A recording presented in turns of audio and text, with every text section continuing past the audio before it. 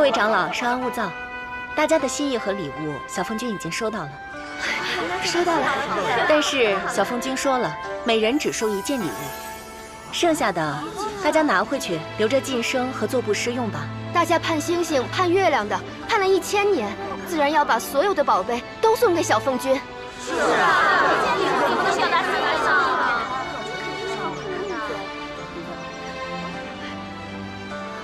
参见陛下。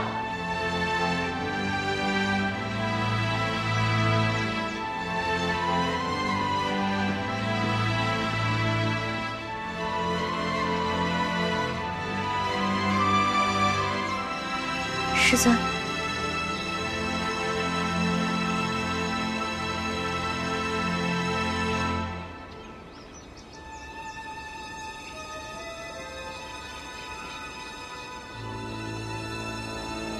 为何非要在这时回来？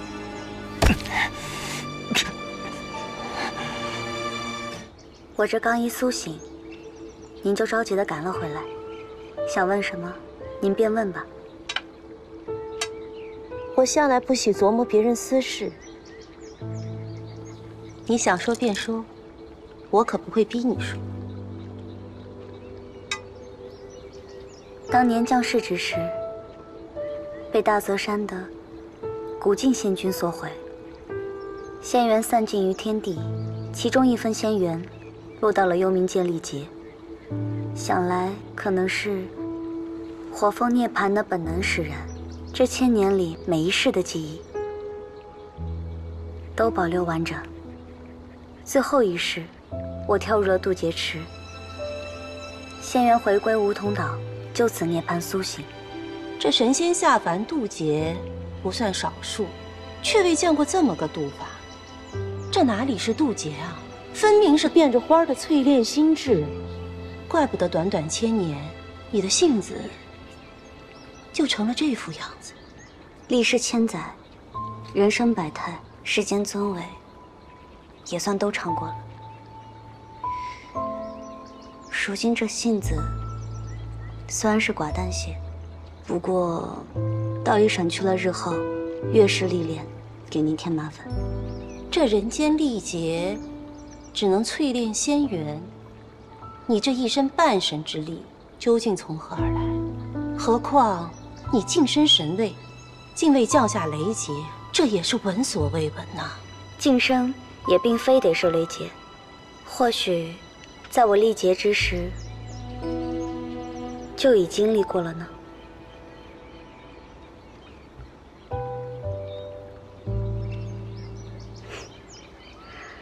方才是与师尊说笑，其实我这一身的神力，我也不知为何。可能就因为我运气好，也罢。我飞升在即，你来继承凤凰之位吧。可我这才苏醒，这是不是太快了些？快什么？要不是你一直睡着，我早就飞升了。这如今也是拖不得了。那当下最要紧的，就是先抓到对阿宇不轨之徒。那木头上有方才那人打斗的痕迹。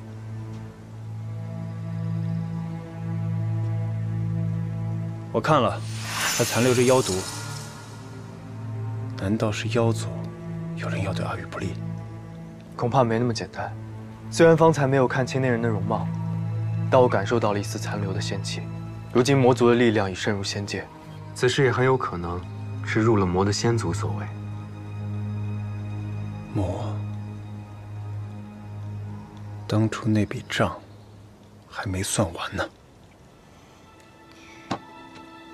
对，与其自责痛苦，抓住真正的作恶者，还阿英一个清白才是最重要的。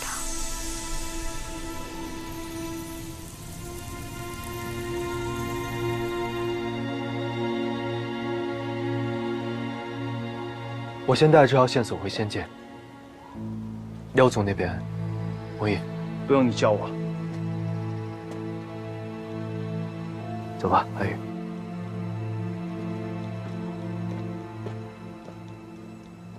虽然缘起斩杀了凶手亲临，可紫月秘籍，缘起他更是……师尊，这些事情，长老们都与我说过，不过是些老黄历。师尊晋升神界，那这天地之位，我终究是不适合做这9天之上的一界之主啊。蓝风倒是个好人选，可惜世事无常。今日我就会将敬天之诏颁向9州8荒，3个月之后，谁能闯过我在天宫设下的9宫塔，取出里面的天地印玺，谁就是下一任天帝。你这样好奇，不如也来参加选拔，感受一下。师尊你也知道，天宫里的那些人，整日遵照着梵文入节，我最是不耐。哼，我若是去了，怕真的是会憋出病来。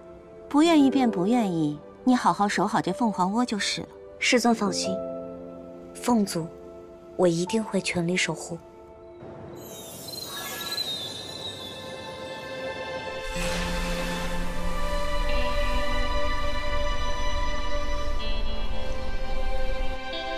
殿下叫你暗中探查，切不可打草惊蛇。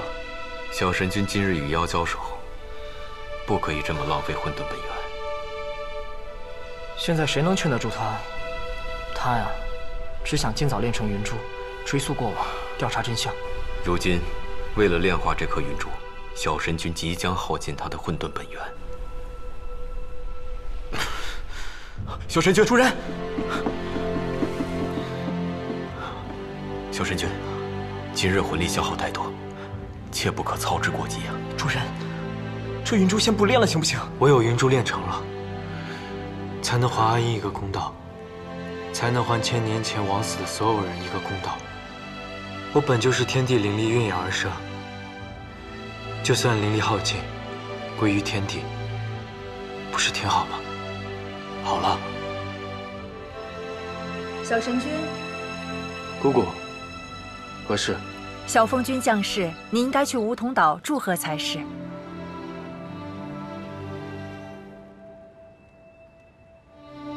我正在闭关，不便出现。梧桐岛那边，父神母神留下不少奇珍异宝，姑姑帮我挑一件送给凤爷，作为贺礼吧。小神君放心，我这就去操办。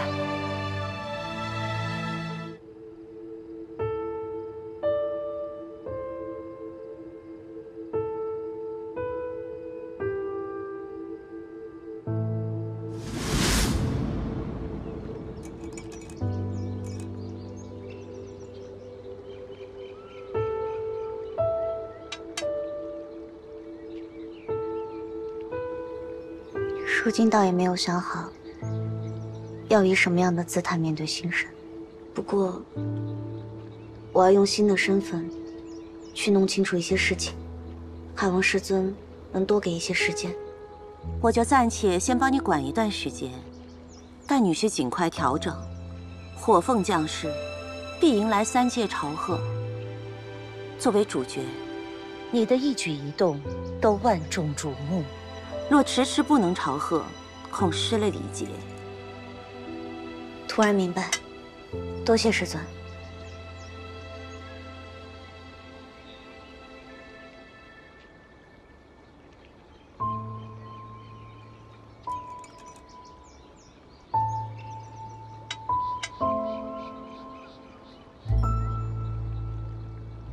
这果然是人间历烈酒了。棋艺竟不输为师了，无趣。你好好休养吧。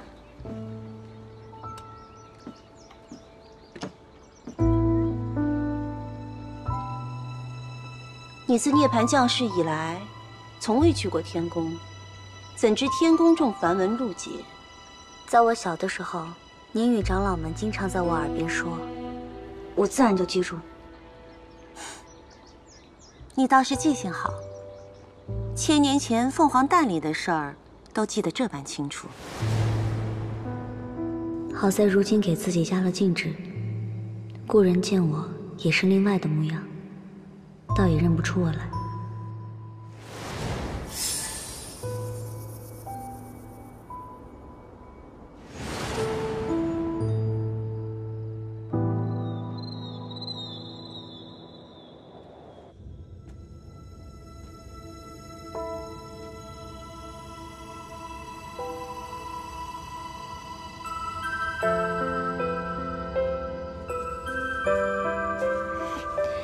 哇，这可是天宫最上等的万年梨花酿，肯定好喝。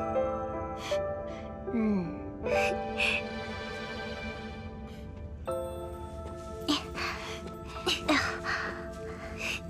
到时候我们找到了阿进的情丝，再把这个梨花酿开出来，好好庆祝庆祝，怎么样？好。那要是找不到，那我还能喝吗？呸呸呸！一定找得到。到时候等阿英成功揽心上人入怀，福成老仙，我的那份分你一半。那我的也分你一半。一言为定啊！一言为定。哎呀，一定会找到情丝，跟古镜战神圆圆满满的。喝完了这坛酒，过去与他的那些羁绊，就真的完全抹除了吧？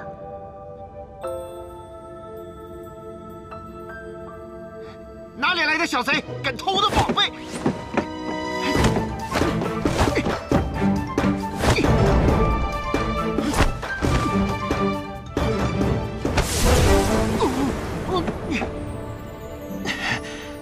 还要吗？半神之力？难道你就是凤族刚出生的那个小丫头？哼！甭管你是火凤还是无名小仙，你偷我的酒就是不对的，把它还我！这酒当真是你的？虽然不是我的，那偷阿英的酒也是不对的。哎，我告诉你啊，那小妮子可是恩怨分明，你等着她回来啊，找你报仇。哼！你是说那个与魔族勾结，被元神剑劈死的那只水灵兽？他不是仙缘尽散了，如何找我寻仇？阿英没有勾结魔族，她是被冤枉的。哎，这个事儿复杂的很，这各种缘由，一时半会儿说不清楚。我们阿英不是魔族的奸细。哎，可谁又在乎一只水泥兽的委屈？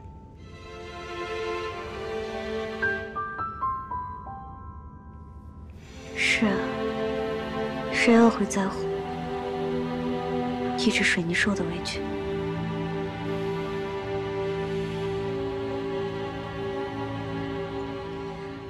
这酒还给你。啊，哦，嘿嘿嘿。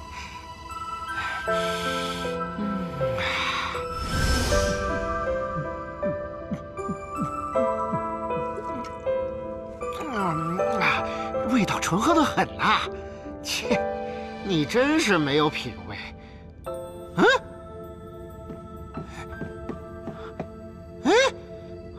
人呢？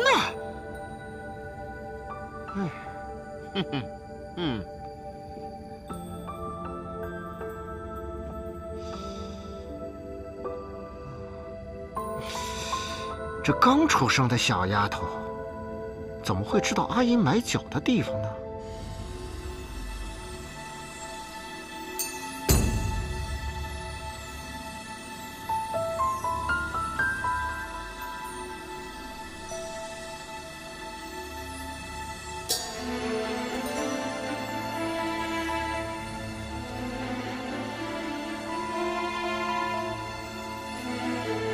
你回来，阿若和我就都放心了。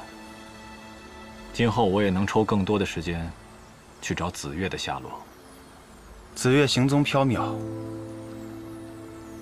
你已经苦苦找了1000年了，不如休息一阵，把事情都交给我，总有一日，我会把他们都抓出来。你有此志，我甚欣慰。可你是我妖族万年难遇的10尾天狐，若你独自历险，必是其余2界欲除之后快的眼中钉。但若你是妖皇，任凭谁想对你不利，也不得不事先掂量一番。林墨说，你的意思是，以你的资质，本就是妖界皇者的不二人选。你不坐那位子，那还有谁敢坐？姑姑一直对我寄予厚望，以前的我却总让她失望。如今，我断不能再这样下去了。姑姑牵挂的故土，我定要替她守住。这妖皇，我当。好，此刻我真替阿若感到开心。唉，说起阿若的牵挂，我还想到一事：阿若一直想与仙界修复关系，些年前他还特意带你去梧桐岛提亲，恰好如今凤隐苏醒，不如将这桩婚事……饶了我吧，我才不要娶那个小丫头。要是每天都哄着逗着，我哪有心思操持妖族事务？我不反对仙妖联姻，但是我对凤隐没兴趣。我就猜到你心里还是只有阿银。罢了，感情的事你自己做主，只要你不后悔就好。我当然不后悔。有劳长老了。长老，谢谢，辛苦了，拿着。恭喜啊！感谢。族长，凤欢长老正在到处找您，想要宝库的钥匙，没想到您在这儿。可是小凤君又看上了什么宝物啊？是小凤君听闻妖族新皇登基，想送一份贺礼。什么？胡闹！1000年前，红衣不仅屠大泽山满门，还酿成了妖仙大战。现如今，你以半神之身诞生，整个仙界都想仰仗你的力量震慑妖族。在这个节骨眼上，我们梧桐岛怎么可以跟妖族来往呢？族长说的是，此事是我疏忽了。不过倒也提醒我，过2日英族公主过寿，也该备一份大礼。这样算仙妖平衡了吗？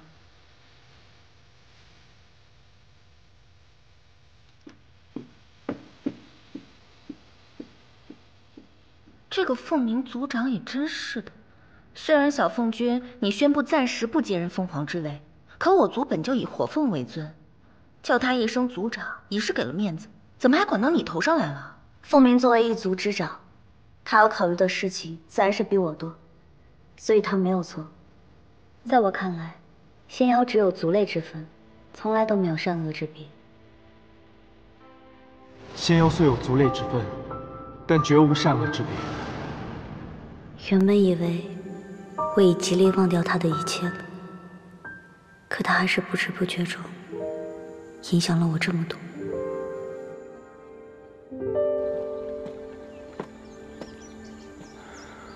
表面上装出一副与世无争的样子，声称由我全权掌管族中事务，私下却故意跟我唱反调，让我难堪。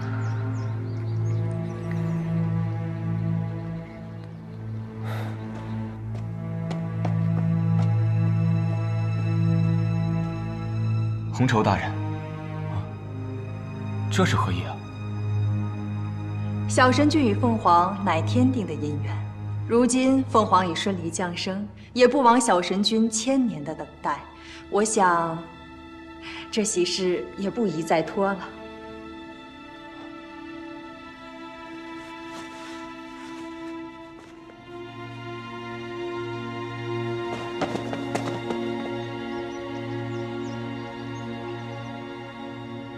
只要凤隐在，这梧桐岛便不可能全归我做主。不如让她嫁去青池宫。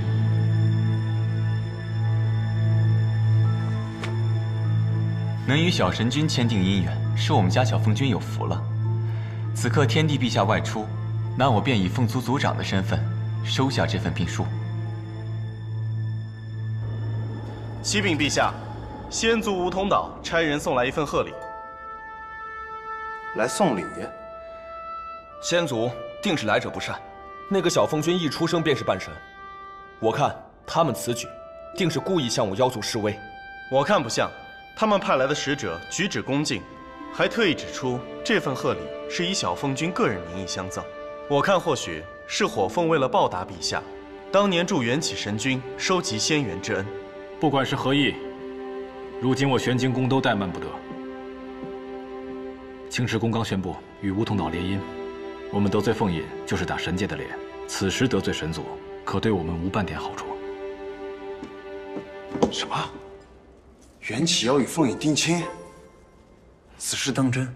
此事经由青池宫的红绸确认，已传遍3界，不可能有误。好你个缘起！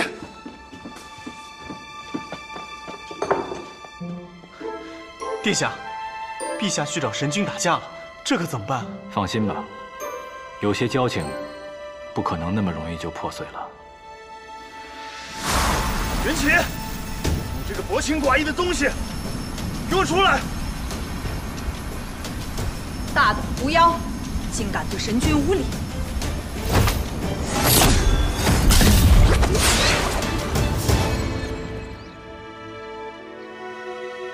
红叶，若是对我有不满，可以直说，何必对我青池宫的人出手？你还有脸来教训我？我原本还当你对阿英有几分真心，如今你倒好，已经开始锣鼓喧天的迎娶小凤君了。你在胡说什么？这根本是无稽之谈！还在我面前演戏，连聘礼都送了，整个3界都知道你要娶凤影了。这是怎么回事？小神君，你寻的水凝兽千年未果，如今小凤君降生，你应该明白，谁才是那个与你比肩守护众生之人。姑姑，这都1000年了，你怎么……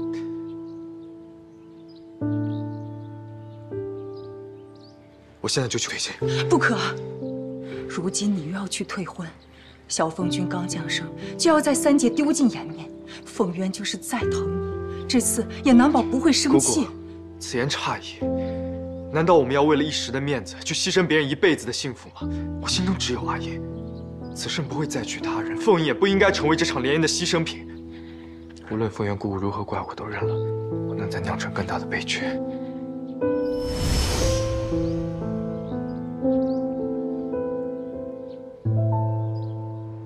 什么？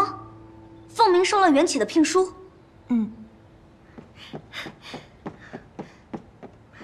启禀小凤君，缘起神君来咱梧桐岛了，此刻正拜见凤凰陛下呢。神君肯定是来商量婚礼事宜的，这刚下了聘书就眼巴巴的赶来，这缘起神君未免也太着急了。神君如此英俊尊贵，又对咱小凤君这般上心，这仙界的其他女仙君们此刻估计都哭得稀里哗啦的呢。长得好看有什么用？如此凉薄之人，我凤影看都不会看一眼。凉薄？他是混沌之神，理应要对3界一视同仁，哪还有多余的情感施舍给我？就算是爱我，那跟爱路边的阿猫阿狗有何区别？什么？你要退婚？姑姑，我跟凤影连一次正式的会面都不曾有过，更别提什么爱慕之心了。更何况我也还有别的事情要做。你自小就是个重情重义的孩子，以师门血海深仇为重，我能理解。不过，咱们一码归一码，你退了我梧桐岛的亲事，这可是给我未来凤凰一个好大的杀威棒。日后这件事必沦为众仙嘲笑他的把柄。你若不拿出点诚意来，我这个做师尊的可是不会轻易放过你啊。但凭姑姑处置，缘起莫敢不凑。这样吧，退婚之事由我梧桐岛来宣布，这样不会太落了凤影的面子。另外，你需屈尊降贵，在凤影身边做1个月的贴身小厮，让她消消气儿。如若这2点你都能做到，退婚的事儿我便答应你。好，就按姑姑说的办。绝对不嫁。凤影竟是这么说的？是，小凤君原话如此。如此，行吧，就按我吩咐的去安排。是。师尊如此爽快就答应，那位神君如何说？要是让小凤君知道被一个自己瞧不起的薄情郎先开口退婚了，那多没面子啊！那缘起神君别提多懊悔了，正死乞白赖的求陛下呢。后来世天族里的长老提起华硕帝君与阿依女君的往事，觉得面子上无光，这才不情不愿的总算答应了退婚。他的反应正如你所说那般。就是这样的。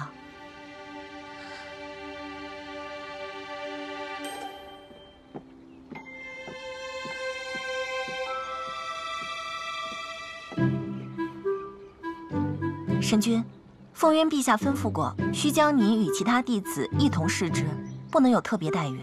可是其他职位都已经有人了，就劳烦神君负责打扫庭院吧。一切都听凤欢长老安排便是。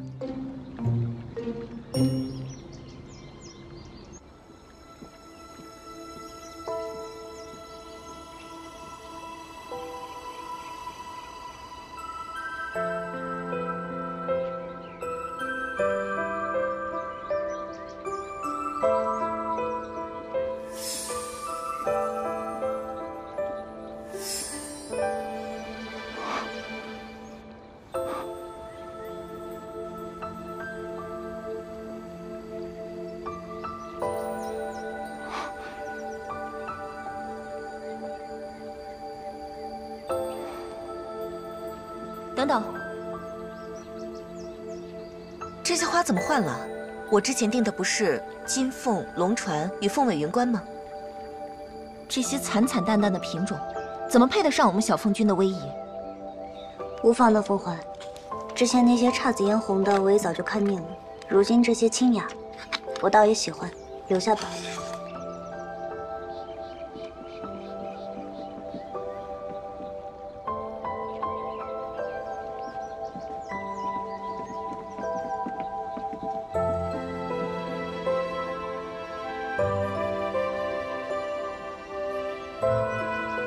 我先回房了。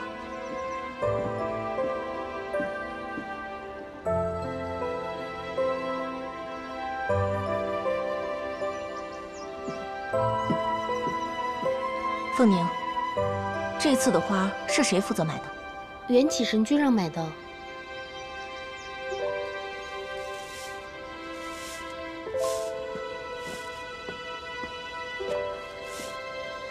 神君。我想了想，这庭院的活对您来说还是不大合适。正好，最近膳房比较空闲，不如您就去膳房吧。也罢，一切听凤欢长老安排便是。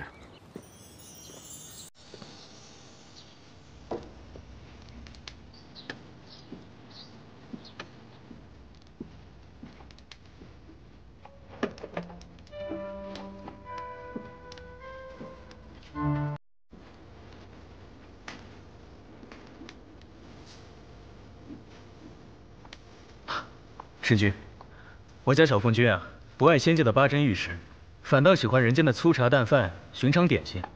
我这浑身的厨艺使不得，反倒得天天研究人间菜谱。嗨，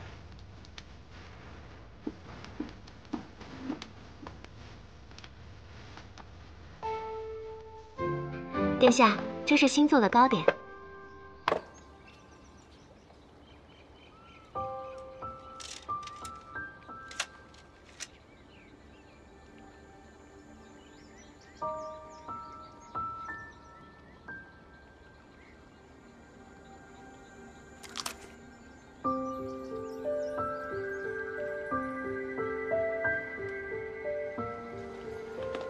这糕点哪来的？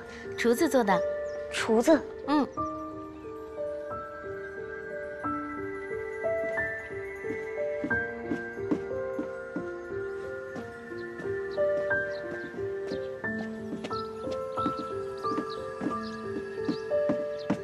小凤君，你为何会做人间美食？啊，回禀小凤君，是一个新来的杂役教的我。哦，在里面。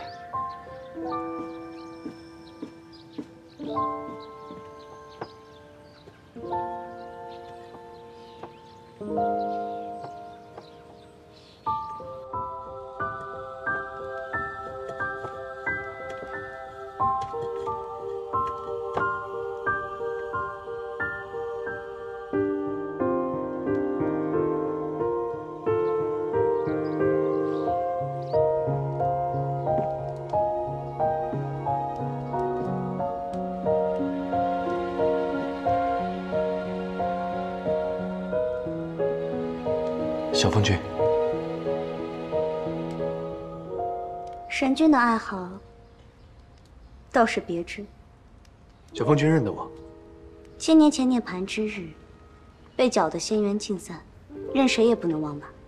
千年前确实是我莽撞，缘起在此，诚心致歉。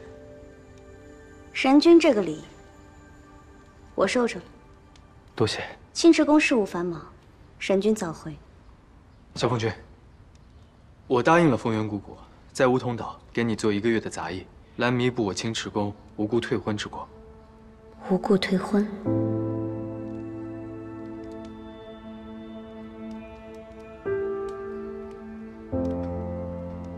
神君做的这些点心，实在是不合我的胃口。还有你修理的花园，让人越看越不顺眼。为何神君的错要让我来受呢？这些事情我会反省，努力做到更好。不必了，回你的青池宫。但我已经答应凤元姑姑了，应该说到做到吧。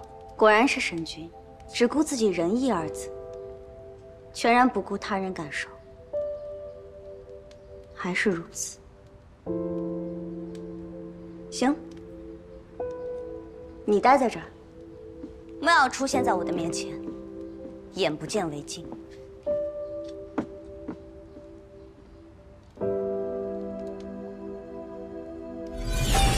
哇，小凤君骂人好狠啊！这味道挺好的呀，厨房也收拾得挺整齐的。小凤君要求太高了。是我害得他千年前仙缘散尽，他不待见我，情有可原。喂，做给小凤君的，你吃的倒挺快。他不是嫌弃你吗？嘿。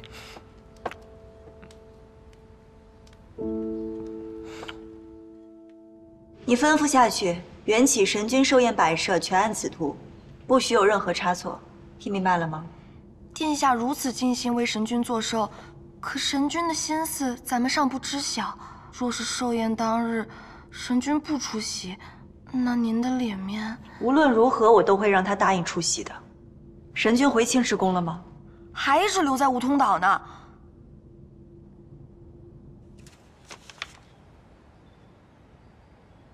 代天帝，按资历他本该还差点，但天宫念在他与蓝风帝君的关系上，多少有补偿之心。蓝风帝君千年前惨死，华叔认定是妖族和仙族一小仙兽勾结做下此案，但缘起神君言定是魔族作祟，孔雀一族尚有复仇之心，但有神君立下的仙妖休战誓言在前，仙界也就难给予支持。你虽重罪，但不过是只不足轻重的水灵兽，我来行刑便够。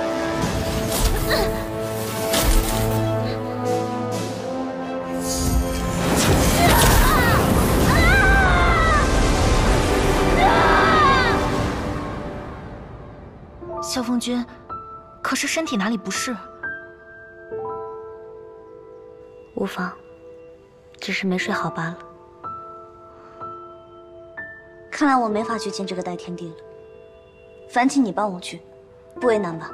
小凤君不必操心，赶紧好好休息，养好身子才是正经事。哦，对了，他也是不容易，待人客气些，辈分厚礼。是。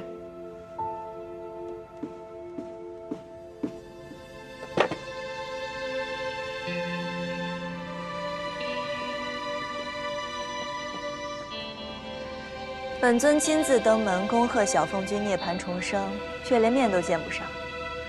凤凰长老这就要拿东西打发我。华叔殿下亲临我梧桐岛，我等自然不敢怠慢。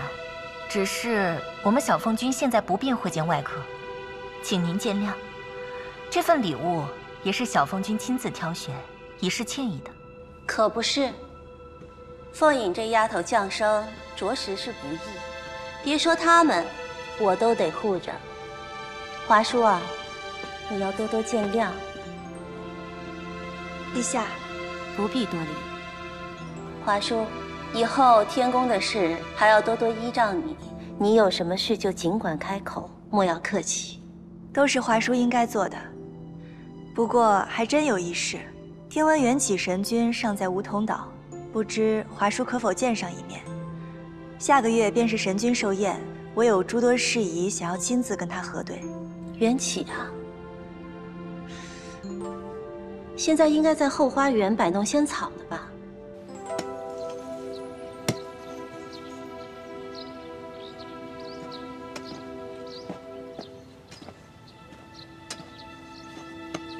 神君，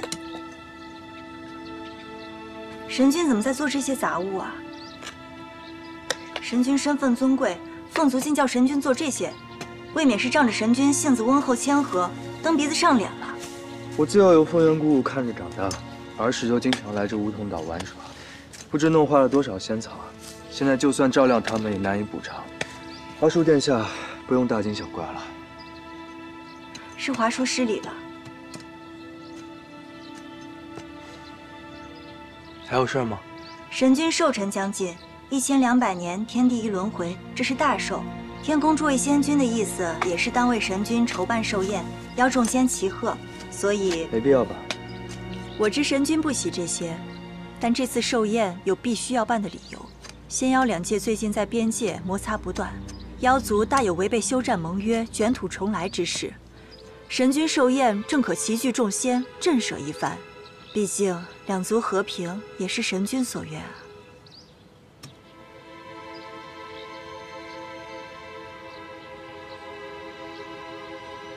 这里没怎么变，当初第一次来梧桐岛是为小凤君降世吧？我也是那时在岛上初遇神君的。是啊，多亏华叔帝君当时出手相助了。早说了，举手之劳，神君无需挂怀。那寿宴之事，我便着手安排，发下请帖了。再说吧。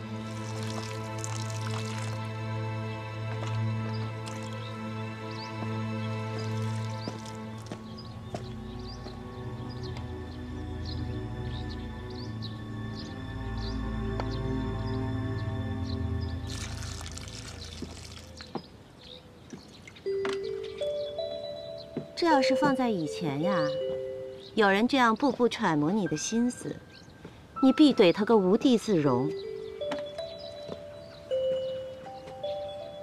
姑姑，我不是偷听啊，我是听说那个叫阿英的水灵兽，当年在华叔手上可吃了不少苦。我想着你定容不得他，所以赶过来瞧瞧。没想到，他以恩情这样步步紧逼你，你居然没恼。这真是变了不少啊！要说到底，最没有资格怪罪别人的人还是我。倘若真要计较，也应当是阿英自己来，连同我那一份，把亏欠通通都偿还了。你这是钻牛角尖儿，你真要把自己困在自责自哭里千年万年啊！罢了，你既然心意已决，我也就不勉强了。本来还想就着留你在此做杂役之际，撮合一下你跟凤隐那个丫头呢。这怎可能？姑姑说笑了。我是稀罕你这个真神之体。凤隐那个丫头千年历劫回来，没有经过雷劫就成了半神。这后面不知道有多大的劫难在等着她。我明白姑姑的意思。若逢那时，我还尚有余力的话，定会全力相助。你这话怎么说的古里古怪、暮气沉沉的？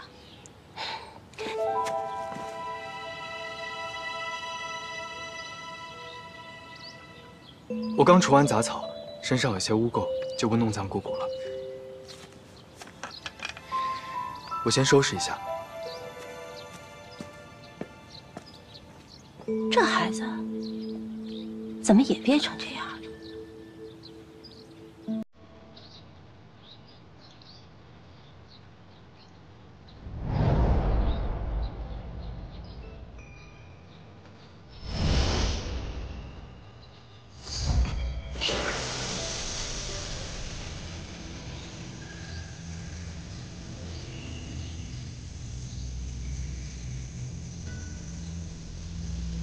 可以了，不要被人发现。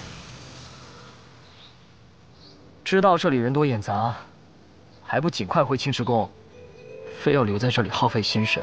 刚才险些被凤渊殿下碰到，他可是半神巅峰，一碰你，就知道是什么情况了。姑姑知道也无妨，我只是不想让她担心罢了。你先回去吧。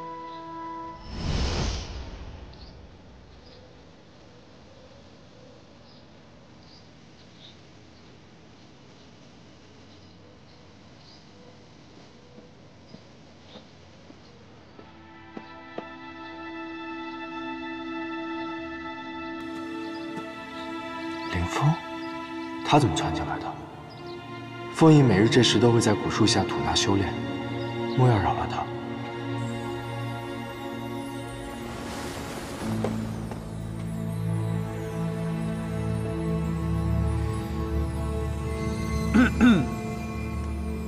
抱歉，在下信步游走，一路赏景，竟误入此地，打扰女君修炼，是在下失礼了，还请女君原谅则个。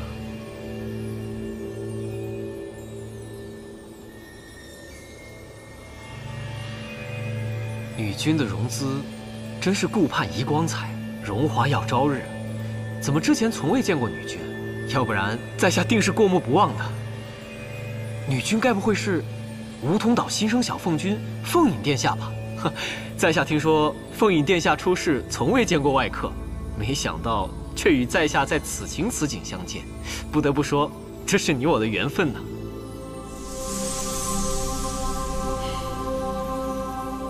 恬不知耻。您说什么？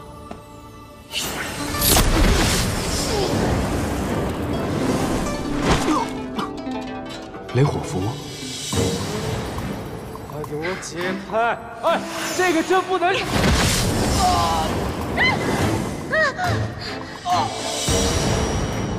凤隐怎么会用我的雷火符？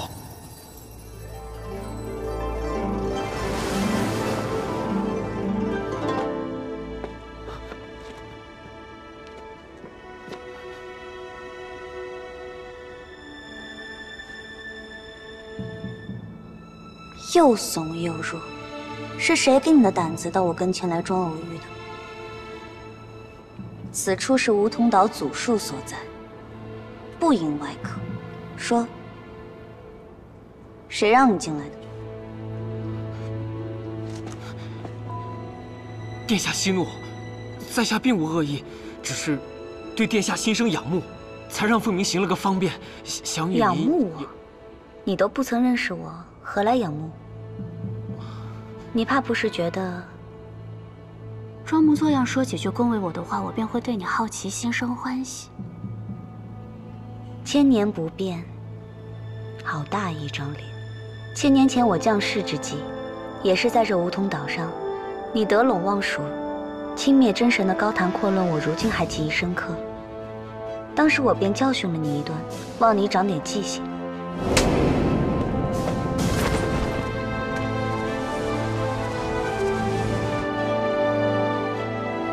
可这千年后，你给你爹到处丢脸的倒霉德行倒是一点都没变。是你？当初替古剑出头的人不是华叔，是你。知道就好，还不赶紧滚蛋！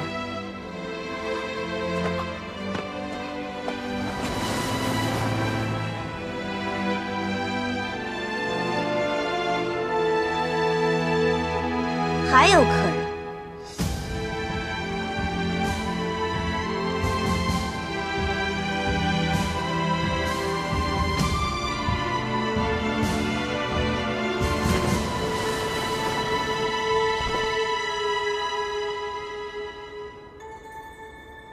那是在梧桐岛，助我解围的人是你。你在降世之前就可以化形吗？我还以为……沈君不用对我说，这些对我来说不重要。千年前也是看着凌风恃强凌弱，无论是谁，我便都会出手相救。此等小事，倒不必一直挂在嘴边。倒是神君你，打完杂就应该回到你的青池宫，我们都清静。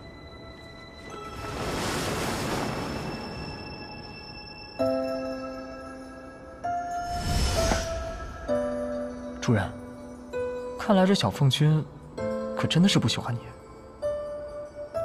我到今日才知道，原来当年助我解围的人根本不是华叔，而是凤影。华叔竟在此事上骗了我1000年。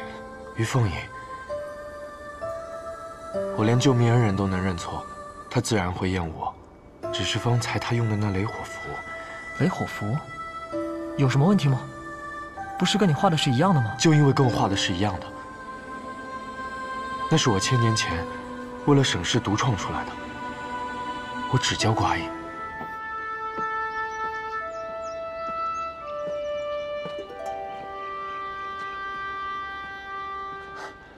小殿下回来了。林峰的事是我办的不好，惹你不痛快了，我给你赔个不是。不过，你也实在没必要动手啊！现在传出去，伤的是我们梧桐岛的颜面。看来凤族长这是来找我兴师问罪的。小殿下出身高贵，自是不羁。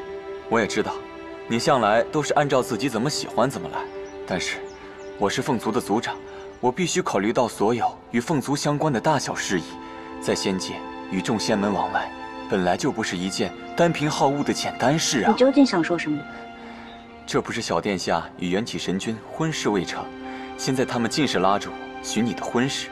现如今一流仙门登门求亲，小殿下是不是也应该多见一见？更何况仙门之间本来就是以联姻来维系门族荣耀的，这个时候你更该为我们凤族多考虑考虑。你擅自拿我跟青池宫联姻不成，如今又着急给我找下家，这么想把我嫁出去？我这不还是为了咱们？别说是为了凤族，我们凤族的荣耀，靠我们族人自身强大就足够了，不需要这些弯弯绕绕法子。凤族长，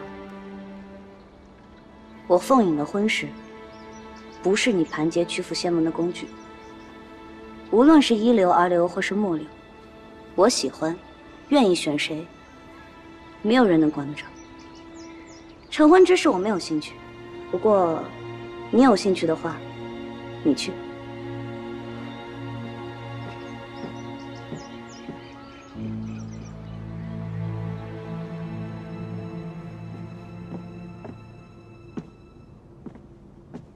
许久不见，你这丫头的脾气越发烈性啊！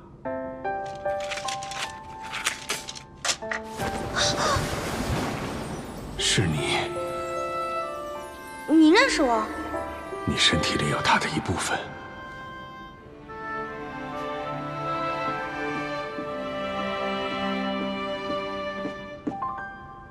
胡贵前辈，我想悄悄来梧桐岛看看我的祖树大兄弟吧。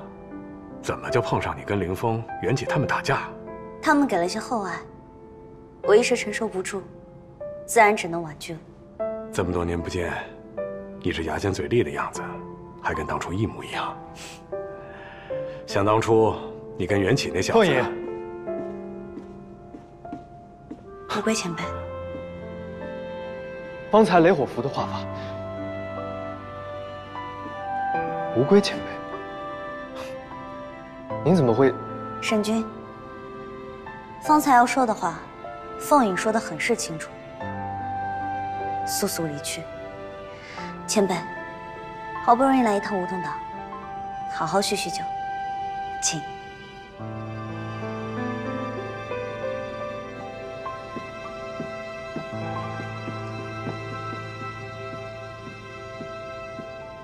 这小凤君又是何时识得无龟前辈的？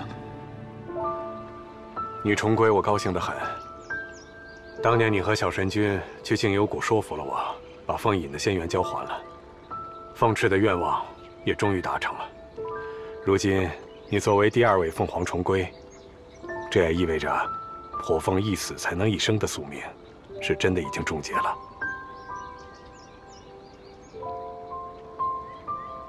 所以，阿英去静幽谷之时，前辈已知道我有一分仙缘就在水泥兽身体之中。当然了，好歹我也用树心育养过你的一分仙缘，自然熟悉你的仙缘气息了。但我不可道破，否则小神君应劫换来的生机将不复存在了。没想到阿英竟是他和大泽山的劫难。所以你不肯与小神君相认？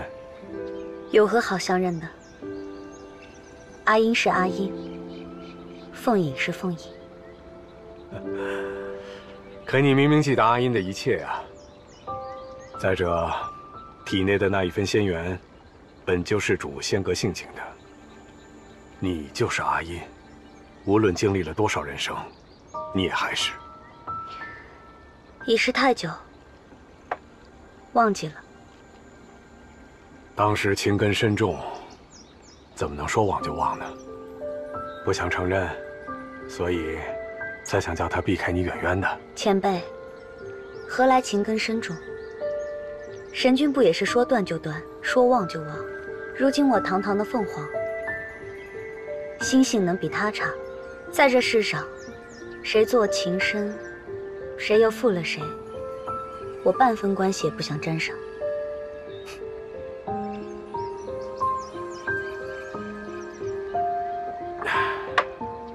随你怎么说吧，我也该走了。凤翅向往的九州八荒各处奇景真处，我要替他去瞧一瞧。希望下次回来的时候，你是真的放下了。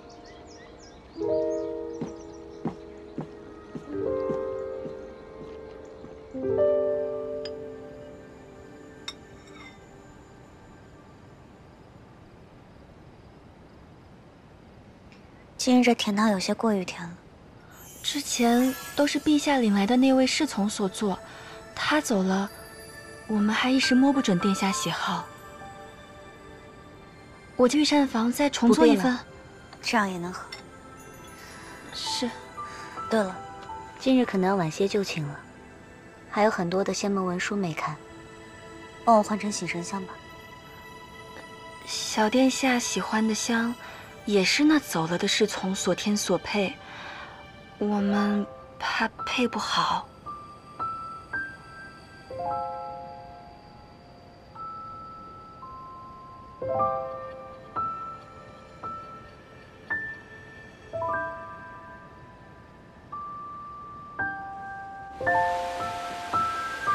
找到可以帮你延续性命之法，加油！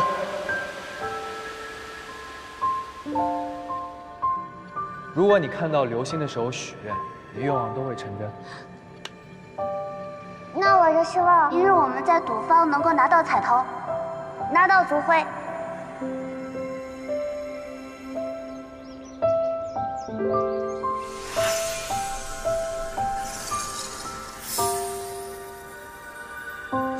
阿宇，记载上面说了，这悬壶之水可以孕育你的灵力，你很快就能被孕育出来了。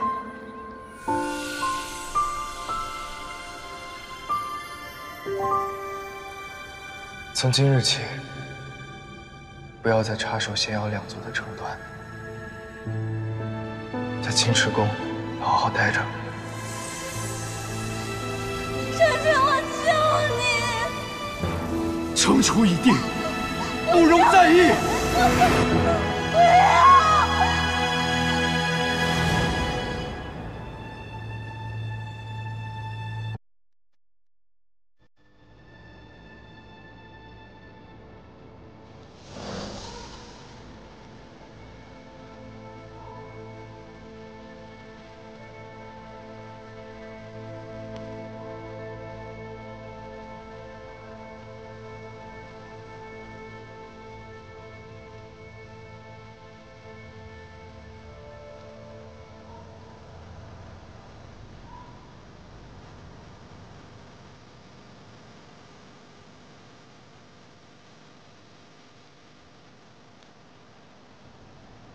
小气鬼，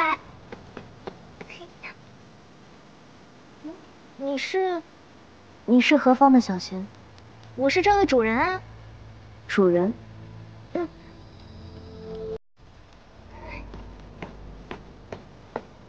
姐姐，你要吃冰果子吗？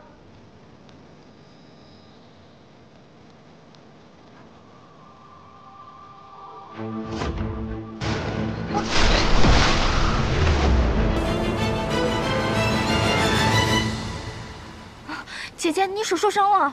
护法，此处为何？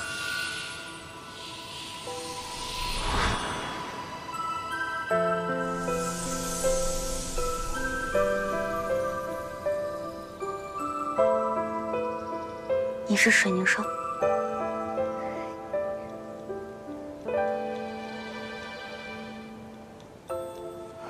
元气哥哥，阿宇，元气哥哥，发生了何事？凤凰，来我宁云山有何事？他是阿宇，他就是那个水凝兽。7年前宁云山被毁，玄狐早已不在，为何一只水凝兽蛋可以化形成人？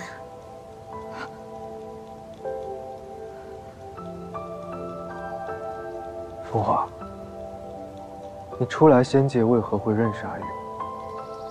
不认识，只是好奇。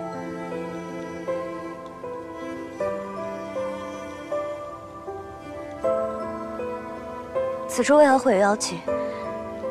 看样子，并不是第一次了吧？的确，不过不是妖，是仙伪装成妖，所以还是会留下很多痕迹。果然，仙气留下的痕迹。被妖毒干扰，无法辨别来自哪个仙门。我记得浮尘有放大法力的追踪器，我可以去找他，让他查个清楚。浮尘剑，没错。凤凰为何对司兵殿的兵器也会如此了解？此前我闲来无事的时候，典籍自然是读过一些。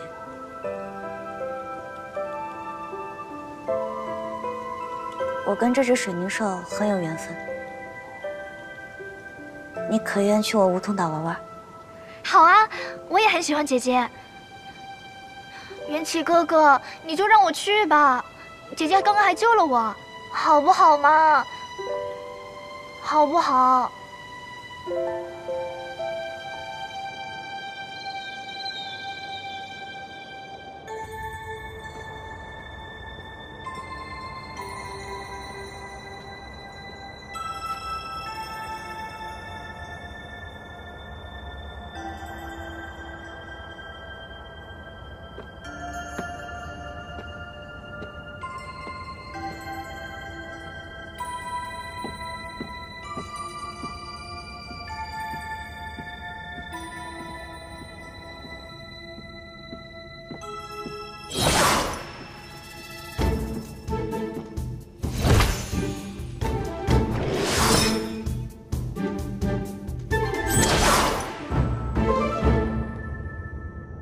主人，你这样真的很奇怪。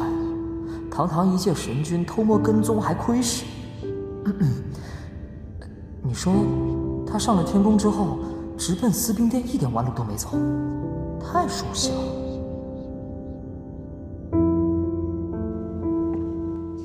宝葫芦，浮尘呢？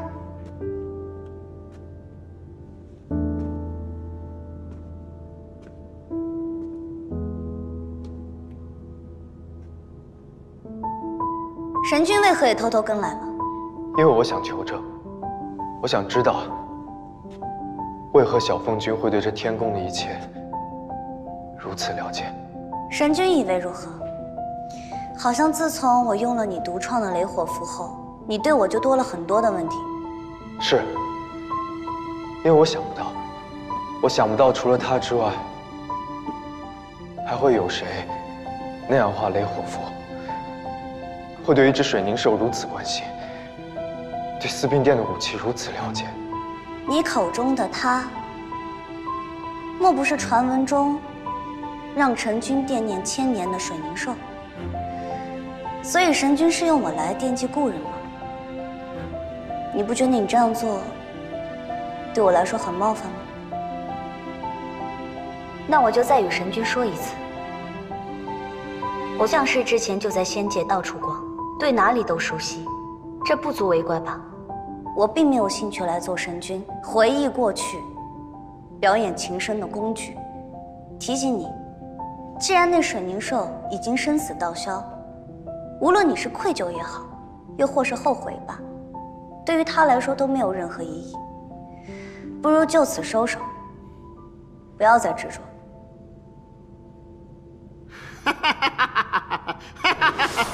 没想到这小凤君骂起人来还挺合老夫胃口的。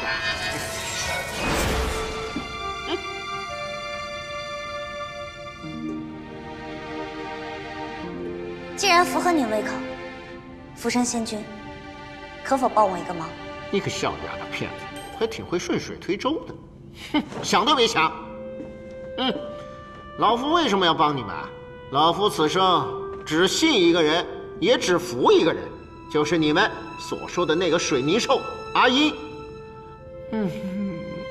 可惜他现在已经不在了。哼，他可是被你们这位神君大人亲手斩灭。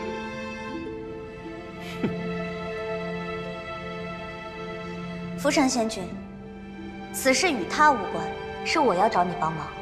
若你愿意帮我的话，任何条件随你提。哼。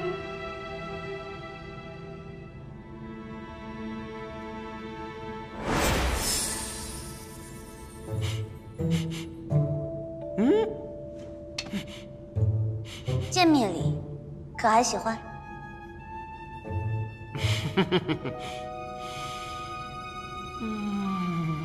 好久啊！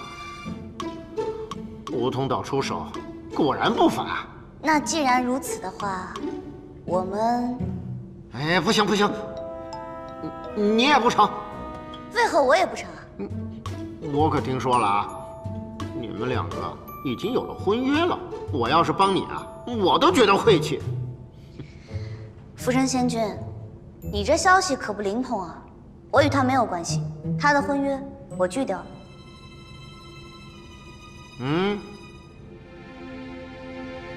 确实如此。干得漂亮啊！你这小火凤都挺有意思的嘛。不过这样的话，就让老夫很为难呢。这样吧，我给你个机会，你跟我打一架，要是你能赢，随你意。如果我赢了你，让你认我做主，也行。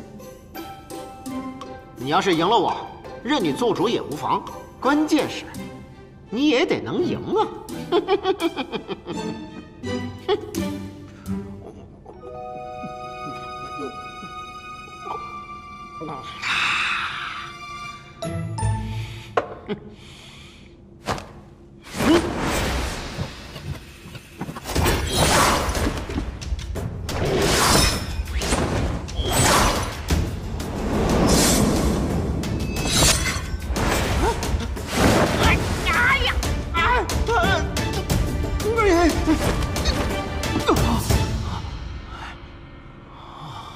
我赢了，愿赌服输。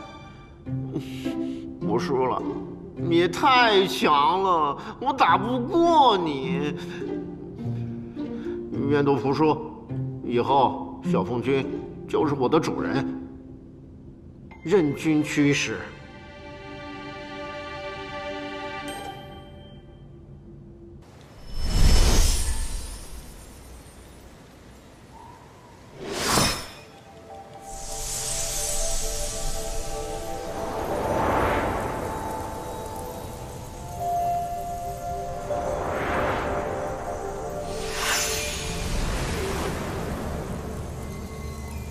是我凤族的五彩金丝，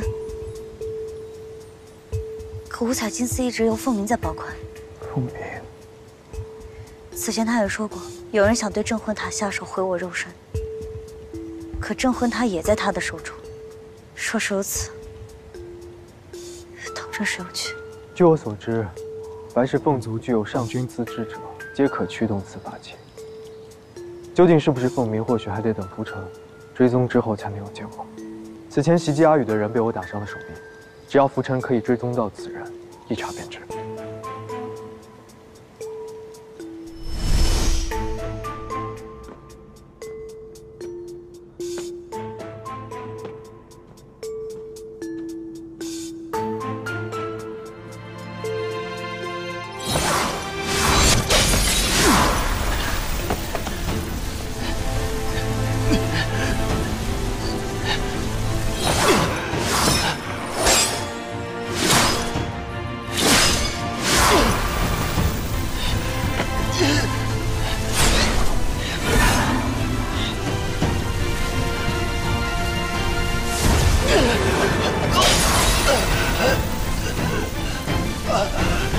凤鸣，为了提升实力，竟然暗自炼化妖丹，修炼禁忌之术。你真的是太令我失望了。陛下恕罪，凤鸣知错了。这些年邪妖摩擦不断，所以我才抓了那些妖族的人。是我一时糊涂了，我再也不敢了。荒谬！妖族挑衅，应该按照仙妖两界明规处置，而你私自行刑，如今还在此强词夺理。小殿下，你自出生就高高在上，资质不凡，又岂能懂我们这些平庸之辈的修仙之苦呢？是，我炼化了那些妖，但我只是想变得更强，可以保护仙族，保卫凤族的大家呀！你在凝云山释放妖毒，暗中猎取水泥兽阿宇的灵丹，这就是你口中的保护仙族，保护大家？竟然还有这样的事！没有，小殿下，这是要把什么错事都栽到我身上吗？仙族都知道，凝云山早就是一片荒山焦土了。什么水泥兽？我为什么要猎取根本就不存在的东西呢？小殿下不可污蔑我至此。有没有污蔑，一夜便知。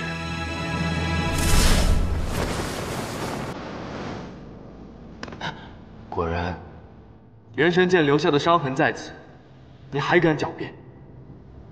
这千年来我青池宫的没有几人，知道我青池宫蕴养着仙界唯一一只水凝兽的人更是寥寥无几，而你却是其中之一。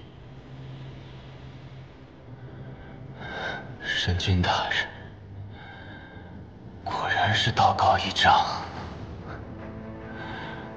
可笑，这么多年把我想怎么去争，最终还是输给了你，输给了你们这些天生的皇者，天生的仙族。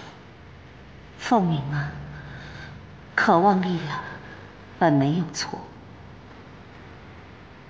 但唯有光明正大，才得正。你处处为自己狡辩，无丝毫悔意。今日不言惩，难塑我凤族律规，更难保仙界安宁。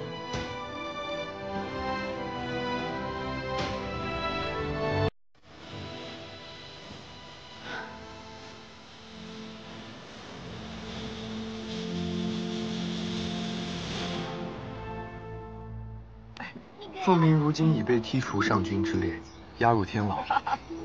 但我总觉得事情没那么简单，他或许与1000年前之事有所牵连，但现在怎么问，他都不愿开口了。此前的事情，神君不必向我提及。对了，我将把阿宇收作衣袂之事，昭告3界，梧桐岛会永远庇佑他。阿宇也说，想要留在梧桐岛，此事并未与神君说，因为我觉得这是我与阿宇的私事，没必要告诉神君。阿宇对你似乎有天然的亲近感，若是你愿意像亲人一样庇护他，是好事。自然会的，神君不必操心了。哥哥姐姐，小凤君，那便就不送了。阿宇，姐姐带你去个好玩的地方。好啊。哎，果子不要了。什么果子？没良心。冰果子，超级好吃。走吧，都下逐客令了。这么干脆？你这是打消对这小凤君的猜测了？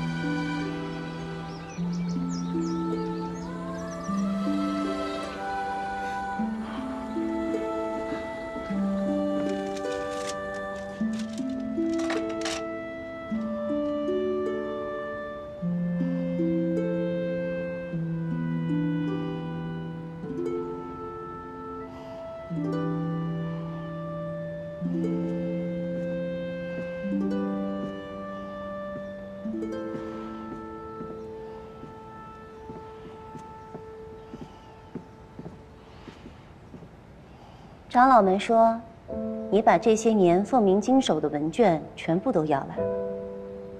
怎么，觉得他有问题？也没有，就是整理一下族中的事务。这一开始，不肯接下凤凰身份的人是你，一做起事儿来，比谁都较真儿的人还是你。接着。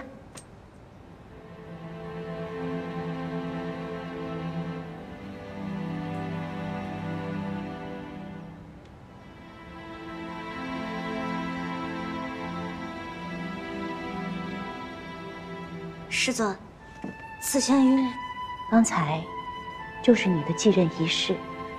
从今日起，你便是凤凰了。师尊，别闹了，什么继任仪式？又废话，你游历也已经游历过了。人生八苦，你千年来历劫，怕是不知品味过千次百次吧？公平竞争之下，没有人是你的对手。 你不担任凤凰之位，你想让谁继承啊？凤仪，你该看到，天宫不是你希望以公平公正的是非准则做事。我也知道，你不喜欢仙界以地位等级倾压弱者的模样。远离这一切是可以亲近，可弱者。 无力自保者，他们只能沦陷其中。以你的性子，你是绝对不会坐视不理的。与其处处仗义出手相救，不如参与其中，因为你有能力亲自去改变这一切。师尊所言极是。 凤凰之位，我接受。